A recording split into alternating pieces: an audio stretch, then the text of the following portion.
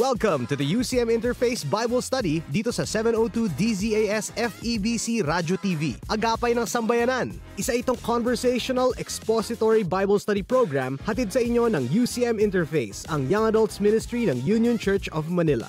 We do our best to study context and let Scripture speak for itself. Ang programang ito ay isang teaching ministry ng Union Church of Manila, a church of many nations committed to making disciples who are transformed by the gospel of Jesus Christ. Pero bago kami magsimula, thank you for joining us at kung trip nyo itong ginagawa namin, please subscribe and share with your friends and family.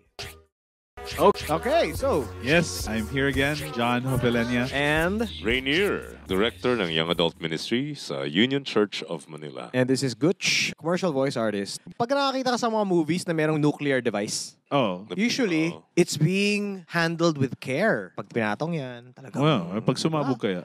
Di ba? Kasi if you casually just stroll with it, kung ibagsak mo kaya. ibagsak mo yan, sabog yan, di ba? It can change the landscape, physical landscape of a whole city. And then some. Yeah, then some. Pero the Word of God is more powerful than a nuclear device. It can change not just the physical landscape but also the spiritual landscape of a whole city, of a whole country. Yung handling nila ng nuclear device, that's sort of what it is to do it in a holy way. Tama. Yung parang handling the Word of God. With care.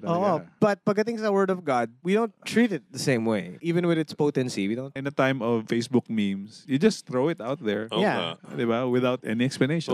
Yeah, and that is why we're doing something like this, the 3 most misused verses in the Bible. So, ano ang ating 3 verses today? We got John 14:14. If you ask me anything in my name, I will do it. Di masarap. Diba? Gusto ko yan. Yun, diba? Tapos, ang second natin is Luke 6:38. Give and it will come back to you. Pressed down, shaken together, running over. And then yung last one is a very controversial verse. Romans 13, 1-7. Which is? Submit. Wala nang sige, iba yan, pang submit. question. Submit lang daw to governing authorities. Yep. Okay. Parang gusto ko lang makinig kay Ray. Medyo, spicy. Spicy to, spicy. Okay, sige, let's do this. Yung structure natin, as with the last episode, it will be, ano yung verse? How is it popularly understood and applied today? Let's study the context behind it. Let's study the background, careful exposition of it. And then last is, after we've carefully studied the context and the meaning of it, paano siya mag-apply dun sa life natin today? Right. Okay, so let's go for John 14:14. If you ask me anything in my name, I will do it. How is this? Did it just say that? Ganun talaga yung Yeah, that's number 14. Oh, if you ask me yun anything in my talaga. name, I will do it. Talaga yun? Ask anything If you in my ask me name. anything in my name, Maraming mga verses na ganito yung structure niya eh. Pero this is the focus that we have. 14:14. So commonly and very, very dangerously, I think, it is interpreted as God will give you anything you ask. God Claim will it. give you anything. Claim it in Jesus' name. Parang genie pala. Kung meron pa na naman ganitong verse sa Bible, di ba di tayo mayaman lahat? Baka hindi humihingi yung ibang tao, di ba? Oy, sabihin mo lang in Jesus' name, okay na. Oo. I want a Ferrari Diba? in Jesus' name. Di ba parang endorsement sa cheque lang yung pangalan. May cheque, ikaw yung magsusulat ng amount. Wow, blank check. Wow. Pipirmahan na lang ni Jesus yun. In Jesus' name kasi. Alam nyo, we joke about it and we can smile about it, but very, very dangerously, this is being preached from pulpits in churches. Yeah. Saying that, okay, ihingi mo lang yan in Jesus' name, bibigyan ka rin yan. Diba? Oo. Lakihan mo lang yung faith mo. Ito, we love to hate on this because lakihan mo lang yung faith mo, Brad. Kasi it gives you the easy excuse na para pag hindi nangyari, ay baka naman kasi. Mali kasi yung faith mo. Oo, baka hindi pa nilalakihan yung faith mo. Kasi yung faith na yan, para lang yung force. Oh, it's the force.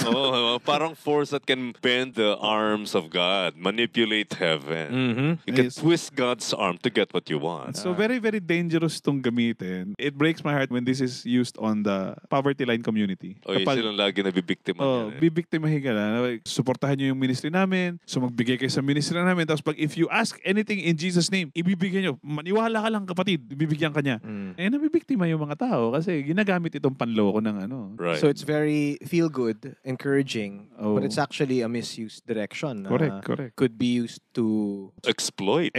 Oh, Yung mga leaders sa mga kulto, yan ang ginagawa eh. Okay, so let's now study the context and the background so we can unearth or we can reveal kung ano talaga yung meaning. So this is part of the upper room discussions. Yung huling parte ng John, ma-realize nyo kung i-compare nyo siya dun sa other Synoptic Gospels. Gospels. Ikaw naman, anong synoptic? Ano nga ba yun? Grabe naman. Grabe naman the heavy term. Oh, di yung mga magkakapareho, medyo magkakaparehong gospels like yung Matthew, Mark, and Luke. Okay? Ito yung time na sinabi nila na maghanap kayo ng room sa taas, kakain tayo, sabay-sabay, we'll have the Passover meal there. Mostly, ang makikita natin dun sa Matthew, Mark, and Luke, ano yung action na nangyari? Medyo ma-action yun eh. Pero we never get to see yung intimate details ng kung ano yung mga pinag-usapan nila. But, when John came out with his gospel, now we see the conversations that happened in there. And so Jesus gave basically yung last message niya, last encouragements niya, last prayer niya for the apostles bago siya i-arrest and ultimately to be crucified. Kung pinag-uusapan niya to sa mga listeners natin, this is what you commonly would picture the Last Supper. Kumbaga, yun yung pinag-uusapan niya. And verse 14 needs to be taken in the whole context of, again, ito na naman tayo dun sa sasabihin natin na basahin nyo lang kahit galing sa 12. 12, 13, 14. That's 3 verses. Then you will get an idea kung ano na naman yung pinag-uusapan natin. Truly, truly, I say to you, whoever believes in me will also do the works that I do. And greater works than these will he do, because I am going to the Father. Whatever you ask in my name, this I will do, that the Father may be glorified in the Son. If you ask me anything in my name, I will do it. Teka lang, parang naiba agad Parang yung... biglang... Naiba agad yung tingin ko sa 14. Pwede ba yung 14 na lang? Parang medyo... Parang bumigat. See, that's what happens. You get a better picture of what Jesus was saying. And ito yung pinakamahirap na ma-misrepresent. Kasi si Kristo yung may sabi nito. Tapos you claim that Christ said this. And here, Jesus talks about the works. Ano yung mga gagawin ng mga believers, ang apostles, and the believers after them kapag umalis na siya. Again, may hint dito na aalis si Jesus. And Jesus alludes here to the Holy Spirit na kapag umalis siya, darating yung Holy Spirit and will empower the believers to do these greater works. Yeah, and that's actually in the next few verses, 15 to 17. Yan yung... Yun. Kung itutuloy mo pa yun. Yeah. But these greater works do not necessarily mean more amazing or more miraculous than what Jesus did. But I think greater in scope.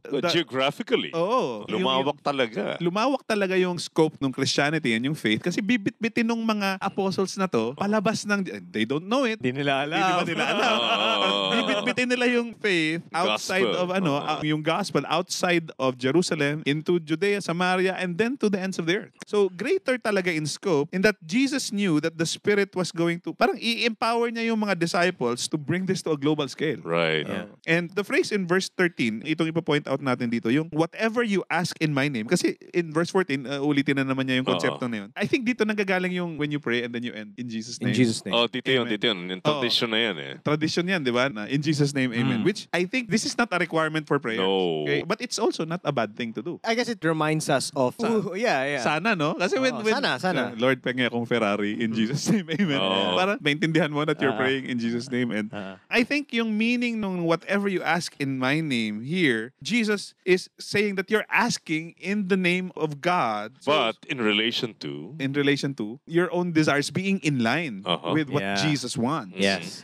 Versus yung how it's being used na, this is what I want, Jesus, give my desires to me. So sinasabi mo na parang i-align mo sa kung ano yung sinasabi ni Jesus Christ. Lalo pa kung yung verse 12, ang sinasabi niya, the works that I have been doing, kayo, you will do even greater things because I'm going to the Father and I will do whatever you ask. Meron pa rin siyang connection dun sa mga dapat na gawin nila bilang mga followers ni Christ. Hindi mawawala yun. So, I think part of why he was saying this is that he was encouraging his apostles who will be spread out to the nations, will face all kinds of suffering, challenges. As they go, they need to consider what Jesus wants. As they're doing these things, and when they pray for things concerning these greater works, Jesus will surely do it for them. Okay. Kasi nga, minention ko na sa verse 12 that you will do greater things than these things. You will bring the gospel to the nations. So I'll be there with you. Right. I will be. The requirement is to you think the way that I think. Your heart's desires are in line with my desires. Yeah. when that happens, whatever you pray for, I will do it. And in context, tungkol ito dun sa work of the gospel. Correct. Work of the gospel. Okay. Sa mga kapatid natin nakikinig, when you use this, you have to know that Jesus was pertaining to the works pertaining to the gospel and the spread of the gospel. And if you pray along those lines for the fame and renown of Christ and the gospel, then Jesus Christ will surely help you. When it's the concern of the gospel, then Jesus Christ is very, very concerned, very, very interested in what happens. This is, I think, a declaration of it's me who's going to make it happen. Because it's his business. Oh, that's my business. When it's the work of the gospel. And so yes, nangyari na siya sa amin, and it's an encouragement for me when I remember. If I were to put it in an analogy, ako kasi mahilig ako sa mga analogies. Sige. People would go to me because I'm a voice artist, because I do like video stuff, children's books. But nobody goes to me to fix their accounting. Nobody goes to me for dancing lessons. Wag naman. I would like to do that. Wag. I'm going to dance. Nobody goes to me to get their plumbing fixed because that's not the stuff that associates Gucci, yung name ko, with the stuff. That's a simple analogy, but I think if we go to Jesus, what is Jesus about? Across the Gospels, you'd see na Jesus is about doing his Father's business. Yeah, Diba? correct. I mean, it's not necessarily wrong. Medyo seryoso nga yung implications no. Correct. Dun pa lang, nilimitahan mo na kung ano yung dapat mong hingin. Kasi dapat yung consistent lahat sa kung sino siya. Yes. Oh, and never the way that it's like a blank check for anything that I ask, Jesus will give. And you see this on the TV shows. Minsan nakakasakit sa puso na marinig na parang, you just have to have faith in God and He will give you whatever you want. I mean, gagamitin mo lang na sangkalan si Kristo para makuha yung mga gusto mo. So now the proper application would really be to understand who is Jesus, to get to know who Jesus is. There is an invitation for you na i-align mo yung puso mo sa kung ano yung gusto ni Kristo. Yes. Yun yung mas mahirap, feeling ko. Yes. Yung mas mahirap, yung I will commit my life na sumunod kay Kristo, whatever He wants. Wow. At kapag inalign mo na yung puso mo sa kagustuhan ng Diyos, talagang yung spread ng gospel agad ang mauuna sa iyong mga priorities. And when you read through Acts, what these apostles went through, you will understand why they needed Jesus. Yeah. Okay, so that was John 14:14, and now we move on to our second verse, which is Paborito ko to. Luke 6:38. Siksik, liglig at umaapaw. Madalas ko tong naririnig kapag offertory na eh. Okay, basahin muna natin. Basahin natin. Give, and it will be given to you. Good measure, pressed down, shaken together, running over, will be put into your lap. For with the measure you use, it will be measured back to you. Hello. In Jesus' name. Ganda niyan. In Jesus' name na naman ito. I-combine mo pa sa 14-14, no? Combo. Mananalo na ba ako sa loto niya? So we got in trouble. We got in trouble for speaking out against this verse. Because there are some churches who use this commonly sa offertory. I have heard this sa offertory. The usage in the offertory kasi is to encourage the people To give more. To give, Kasi nga naman, Kasi nga ibabalik ng Diyos. Nagkakaroon ng masamang motibo dito. Kasi ginagamit mo siya para dumami yung offering nyo. Kasi you want the people to give. at saka, yung motivation ng tao sa pagbigay ay hindi ay to dahil worship. marami ka ring makukuha Oo. pabalik. And not to honor Christ in any way or not to just worship the Lord. Medyo yun. Pero ibalik mo sa akin, Lord. Oo, marami. Mas marami. Alright. Okay, so let's go to the context. Ito yung mahirap pag nag-aaral ka ng Bible and kailangan mong bumalik sa context. Oo. Matras ka lang ng isang verse, alam mo na yung context. Tingnan mo lang One verse lang. One verse lang. Ano na eh, malinaw na kung ano Okay, yung nakagad. pinag-usapan dito. Let's read. One verse na lang eh. Hindi Actually, pa sige. binasa. Sige. Makita Sige, yung tuloy, 38. tuloy. Pero kung yung Bible ninyo, merong heading, naku, makikita nyo Oo na nga, kagad ito. sa heading. Yung sa akin, Heading. judging others. So, where is this about finances? Diba? Where is this about tithes and offerings? Parang wala. Parang wala. Diba? So, kung babalik ako ng 37, sasabihin Sige, nun, game. judge not, and you will not be judged. Condemn not, and you will not be condemned. Forgive, and you will be forgiven. Hello, merong semicolon dyan, kasi alam mong kadugtong kagad yung 38. So, ibig sabihin, yung 38, kailangan kong basahin yung 37 agad. Okay. Yung sa akin, period eh. Pero kahit pa anong punctuation ang ginamit dyan, Kadikit pa rin siya. kadikit pa rin. yan. Oo, di ba? So, ibig sabihin, if you want to take it in that context, it says, do not judge and you will not be judged, condemn not, and you will not. Kasi kung paano ka mang judge, ganun ka rin i-judge. So, clearly, the verse is saying, be very, very gentle and gracious in the way that you judge, but evaluating your own faults first. But in this one, it says that actually, medyo nakakatakot eh. Parang, sige, mag-judge ka. Babalik ko sa'yo Babalik ko sa'yo. Dadagdagan ko. Hintayin mo lang. Sisiksikin ko to. Sisiksikin ko pa. Umaapaw na yung judgment para sa'yo. Sakit. Diba? And ang balik lang sa amin kasi palagi is, ito na yung naturo sa amin. Ito na yung, kumbaga, kinalakihan na namin to. It's been a tradition na binabasa tong verse na to in the offertory. And so we got called out for saying it's wrong. Tingnan nyo lang po yung 37. Paano pa namin masasabi na hindi nag-work? Tingnan nyo yung laki ng building namin, yung kapal ng bank account namin. Parang hindi mo sila ini-encourage to give in grace. To give with worship in mind. It's a transactional. So ang iniisip tuloy ng mga tao, pag nag-offering siya, pag nagtanim ako ng 100 dito, ano ba yung siksik-liglig umaapaw ng 100? 1,000 yan. Mga 1,000 yan. Magandang interest rate yung kay Jesus eh. The economics of Jesus. But this is about judging others. I think in application, it's not at all bad to encourage people to give. Actually, we would encourage people to give more. Diba? But maybe this is not the verse. Hindi ito yung verse. This is not the verse you go to. Sige, gusto mo? Pinapakita ni Jesus Christ kung paano nagbigay yung mahirap na babae. Mas maganda pa yun. Mahirap na babae. Kakainin na lang niya. Pambili na lang ng pagkain ng pamilya niya. Ibibigay pa niya. This is how you give sacrificially. That at the times, it will really hurt. Just to be able to provide for either a person in need or brother or sister in need or the church. That's how you give. Kung gusto mo, doon ka pumunta sa verse na yon. Huwag dito, kapatid. Yeah. This has been something that's been used. Although ito nga namang mga subheadings na yan, wala naman talaga yan sa original script. Sa original. Pero nakakatulong na rin naman. Nakakatulong naman siya. Nilagay na lang yan ng mga nag-translate. Well, pinag-aralan din naman. Sa akin, kung i-apply ko to, itong Luke 6:38, dapat pala maging ang tamang posture ko kapag meron akong kinokorek na tao, dapat charitable ako. Dapat napaka-gracious ko. Generous ako dun sa taong kinokorek ko. Kaya medyo sakit din siya. Tama.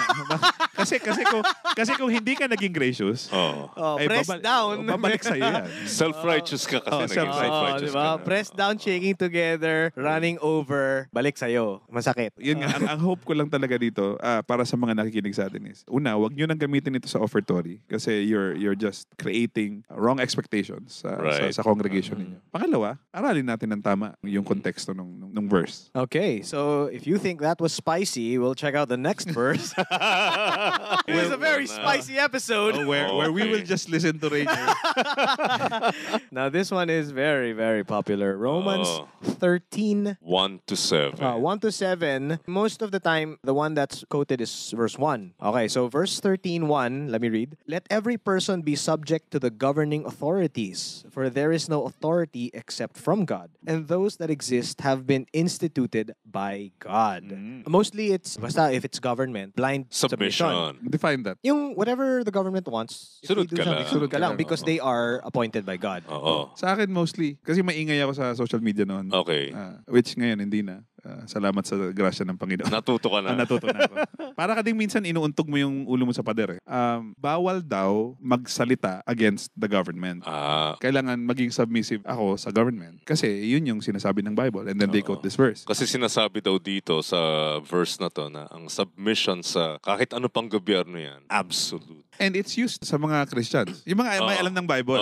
Kaya sabihin, Kristiyano ka pa naman. Sabi ng Bible, submit. Ba't hindi ka nagsasubmit? So now, we move on to what does it actually mean? Mas maganda kung basahin mo yung entire chapter 12. Bigyan ko na lang kayo ng, kumbaga, yung tema na dinidevelop dito ni Apostle Paul. Meron siya kasing dinescribe na 4 basic Christian relationships. Chapter 12, verses 1-2, ito yung relationship natin sa Diyos.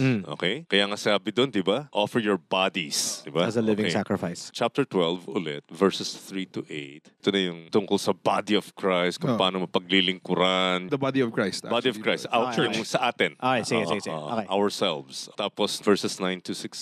Sabi nga dito sa subheading ng aking Bible, love in action. ito na yung kung paano ka rin makarelate sa ibang tao, lalo na yung hindi mo kasundo, yung nagpa-persecute sa'yo, okay. yung Yeah. mga ganon. Tapos, itutuloy mo pa yan, yung relationship na yan sa ating mga kaaway talaga. Kaya Yun. sabi dito, verse 17, do not repay anyone evil for evil. Nakikita nyo, ganito ang isang Kristiyano, ang kanyang ideal behavior, relationship sa iba. Kaya ngayon, pag tinuloy-tuloy mo pa yan, ito pa yung isang tema na dinevelop niya, yung relationship ng isang Kristiyano sa pamahalaan o sa state. Dito, lilinawin natin. Paano nga ba ang iyong relationship sa state? Ito ba ay absolute submission talaga? Kasi sabi dyan mag-submit daw. Ang delikado dito, kapag ungodly yung isang regime, patay ka, magsasubmit ka na lang ba talaga? Yun naman talaga basically yung problema, di ba? Kasi kung maayos yung regime, I have no problems applying this. Right. Magkakaproblema ako kung may problema ako dun sa morals,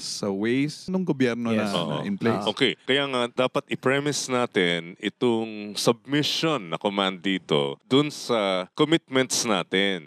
Kasi may higher commitment ka to God, di ba? Tapos, ito pa. So, ito yung nagde-define ng parameters ng submission to governing authorities. Tingnan nyo rin tong verse 4 Should I read up to 7? Sige, sige. Sige, let me read up to 7. Therefore, whoever resists the authorities resists what God has appointed, and those who resist will incur judgment. Hala. For rulers are not a terror to good conduct, but to bad. Who would have no fear of the one who is in authority? Then do what is good, and you will receive his approval. For he is God's servant for your good. But if you do wrong, be afraid. For he does not bear the sword in vain. For he is the servant of God, an avenger, who carries out God's wrath on the wrongdoer. Therefore, one must be in subjection, not only to avoid God's wrath, but also for the sake of conscience.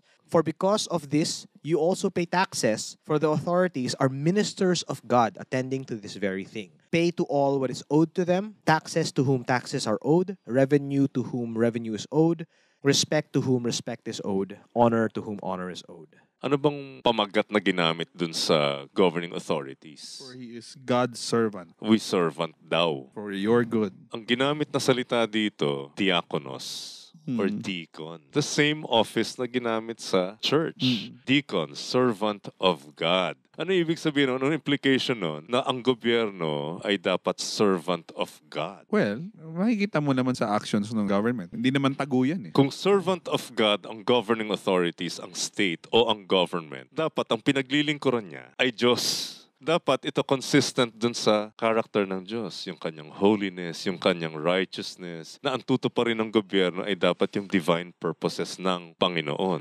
And nakalagay sa verse 4, for your good. And it's for your good. Anong kahalagahan nun? This is one way that you can measure governing authorities if they are truly following God's Yung decrees, mandate nila. as being put there by God. Oo. It's for the good of the citizens. Okay. Eh, pag hindi na nasusunod yon, Sinusuway na niya yung mandate niya mula sa Diyos. correct. Tungkulin mo pa rin bang mag-submit completely? Tulad nga ng binanggit natin, sina Daniel, hindi eh. And even sa Exodus. Si Shipra and Puah, Hebrew midwives, sinuway nila si Pharaoh. So that would be Exodus 1, around 15 to 21. Maski nga si Moses sinuway niya yung Pharaoh, ba't hindi na lang siya nag-submit kay Pharaoh? si Rahab spied against the government of Jericho. And makikita mo talaga yung premium kasi on obeying and following what God has mandated. Si Daniel, in the first part, pagkain nga lang yun eh. This is what the king Government commands that you issue eat. na nga yung pagkain niya. Masarap pa nga yun eh. Sigurado, grabe. Offered to God. Isa sa mga pinaka-astig siguro na scenes na nakita ko sa Bible ay yung si Shadrach, si Meshach, at si Abednego. This is not in line with what we believe. So we're not gonna bow down to this thing. Right. We're not gonna bow down. Even if you say so, it's mandated. It's the law. Are you not going to submit to this? Or else you get thrown into the fire. Okay. If you throw us in the fire, the Lord will save us. Probably. But if He does not, Still not gonna even do if it. it doesn't. we're not gonna bow down.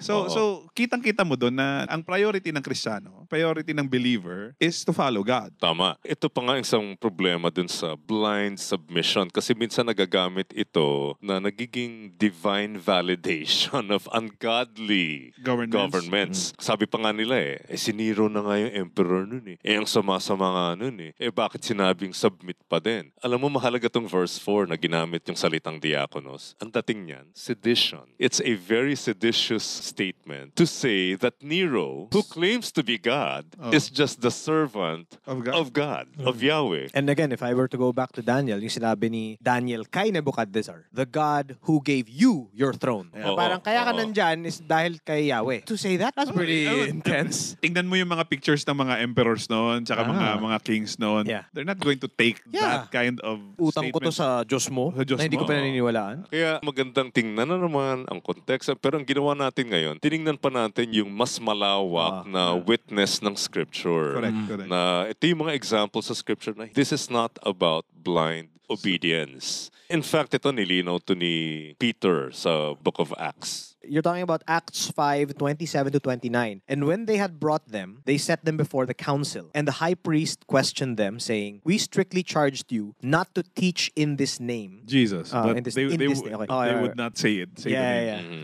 He who shall not be named. Yeah. Yet here you have filled Jerusalem with your teaching, and you intend to bring this man's blood upon us. But Peter and the apostles answered, "We must obey God rather than men." So Yung if story dyan is it was government mandated that they cannot preach the gospel. If the Bible says that, if the Bible shows you pictures of these, I mean, I'm not saying that you go and disobey the government outright. I'm just saying you cannot use this verse against people who decry any government who would do things outside of its mandate as God's being servants. God's servants. Okay. Kanina binigay natin mga examples sa Bible. They refuse to submit to the governing authorities. Meron din tayong mga, in more recent history, examples ng mga Christians na sinuway nila ang gobyerno dahil alam nila na hindi na sinusunod ng gobyernong ito yung kanilang mandate mula sa Diyos.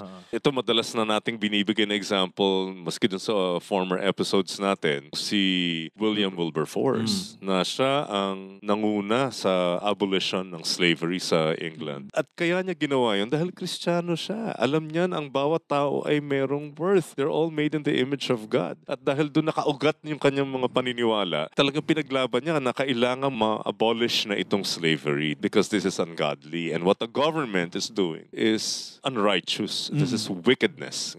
At meron pa tayo isang example nga, itong si Dietrich Bonhoeffer. Si Yung isang napakabatang pastor, theologian. Inoppose niya si Hitler. Grabe rin yung testimony itong taong to. Nilabanan niya si Hitler. Dahil si Hitler, sige, governing authority, hindi yan dapat sundin. Dapat ino-oppose yan. At meron pa sa Amerika noon, si Reverend Martin Luther King. Siya yung lumaban para magkaroon ng equal rights ang mga African Americans. Yes. Hindi natin pwedeng sabihin violate niya yung Romans 13. Siguro, sa mga nakikinig nating mga kapatid, I mean, hindi ko naman alam kung ano yung political spectrum nyo, kung nasaan ba kayo. But just for the sake of discussion, let's not use this verse, yung 13:1, to gag or to put a cover on the mouths of Christians who may want to have legit questions of whatever government regime that's in place right now. Right. Hindi mo pwedeng sabihin na dahil Kristiyano ka, sumunod ka dito. Yeah. Oo. And I think that just tells you that at the very least, hindi ka nagbasa. Oo. Diba? So, tanongin mo, what about Moses? What about Rahab? What about Daniel and his friends? What about Peter and his friends? What about those people? You need some context in using this. And when you say that Romans 13 is absolute submission to whatever the government does. Mali talaga. Kasi to put it to the extreme, what if a certain government would say that it is illegal for you to worship Jesus? That's an extreme here in the Philippines. It's an extreme. Pero sa ibang Realidad na yan eh. Yeah, sa ibang yeah. bansa. So what would you do then? So, I guess sunod na lang tayo.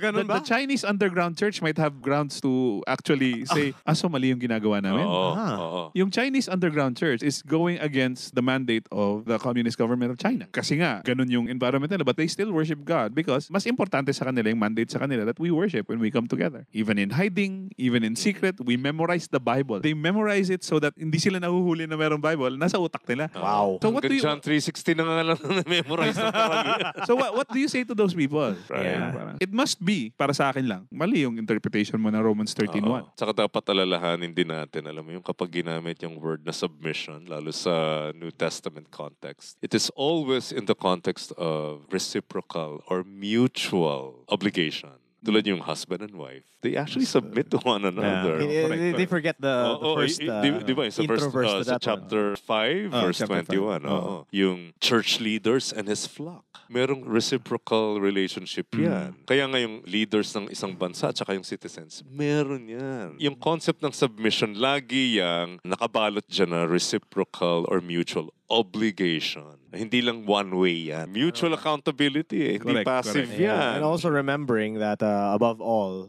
as balik ako ng balik kay Daniel because that's the current series we're on. It is God who puts up kings and brings them down. That is the government above all governments that we serve.